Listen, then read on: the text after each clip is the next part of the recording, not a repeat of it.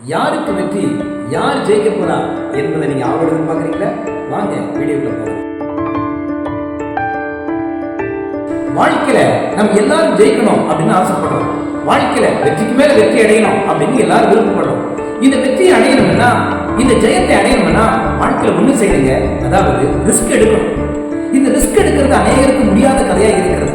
இல்ல ஒரு சேஃபான வாழ்க்கை வாழணும், எந்த ஒரு கஷ்டமும் படக்கூடாது அப்படின்னு அநேகர் சொல்றாங்க. அந்த கஷ்டமே படக்கூடாது, சேஃபான வாழ்க்கை வாழணும் அப்படின்னா நிச்சயமா நம்ம ரிஸ்க் எடுக்க மாட்டோம். ரிஸ்க் எடுக்க மட்டும்தான் வெற்றி அடைய முடியும். நீங்க கப்பலை பாருங்க, அந்த கப்பலை கண்டுபிடிச்சவன் அந்த கப்பல் கடல்ல போகணும், தண்ணியில போகணும் அப்படின்னா அப்படி நினைச்சுதான் அது உருவாக்கி வச்சோம். ஆனா அநேக நேரத்துல சிலர் நினைக்கிறாங்க கப்பல் துறைமுகத்திலே இருந்தா நல்லா இருக்கும் அப்படின்னு நினைக்கிறாங்க. துறைமுகத்துல இருந்தா சேஃபா தான் இருக்கும், பாதுகாப்பா தான் இருக்கும். ஆனா அதால எந்த பிரயோஜனம் இல்லை. நீங்களும் சேஃபான வாழ்க்கை வாழ நினைச்சீங்கன்னா யாருக்கு எந்த பிரயோஜனம் இல்லை. வாழ்க்கையில உன்னத நிலை அடைய முடியாது, வெற்றி அடைய முடியாது.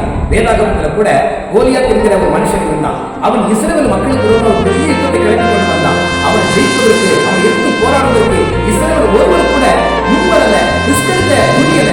ஆனா தாவீது ஒரு மனுஷன் உள்ள வந்தான், ரிஸ்க் எடுத்தான், பெரிய வெற்றி அடைந்தான். நீங்களும் வாழ்க்கை ரிஸ்க் எடுத்து பாருங்க, பெரிய வெற்றி அடைவீர்கள். கடவுள் உங்களை ஆசீர்வதிப்பாங்க.